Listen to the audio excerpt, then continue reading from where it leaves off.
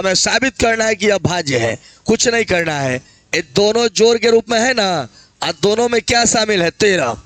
13 बाहर निकाल देंगे, क्या बचेगा इधर? 7 गुने 11 प्लस में 1, क्या होगा? 13।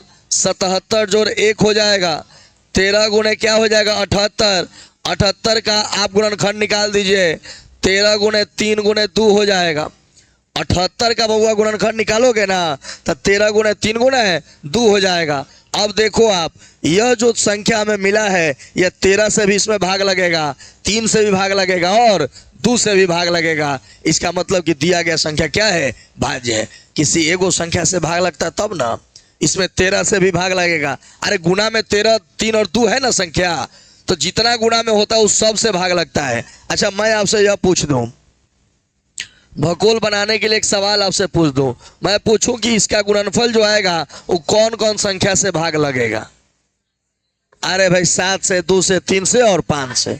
जब गुना में वो है तो जो संख्या मिलेगा वो चूंकि इन्हीं गुना से ना मिलकर बना है, तो वो इससे भी भाग लगेगा। 7 से भी पर्सनली भाग लगेगा, 2 से भी लगेगा, 3 से और 5 से। आज जब अतना संख्या से कोई भाग लगे तो उसको अभाज्य कहिएगा, तो भाज्य ना हो जाएगा। तो बात साफ है कि काथी काथी से भाग लगेगा, लिखा जाएगा चूंकि यह 13 3 तथा 2 से विभाज्य है।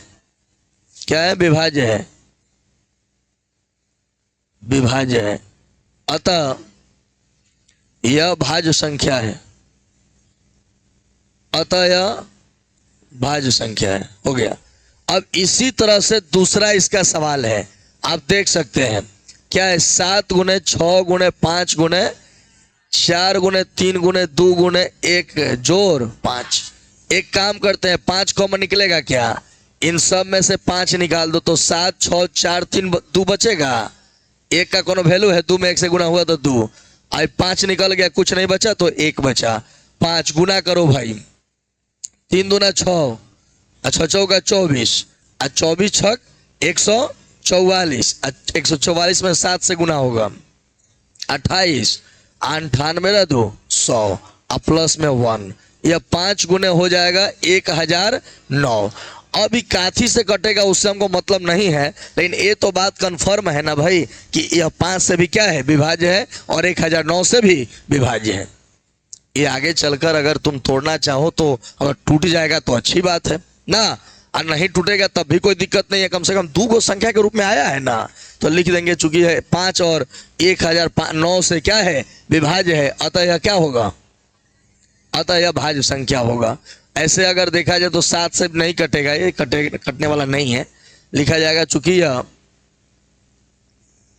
5 तथा 1009 से क्या है, तो कम से कम 2 को संख्या से विभाज्य हो जाएगा ना, तो वह क्या हो जाएगा? भाज्य हो जाएगा। विभाज्य है, अतः यह भाज्य संख्या है, अतः यह भाज्य संख्या है। साबित हो गया, हो गया। उतार लीजिए।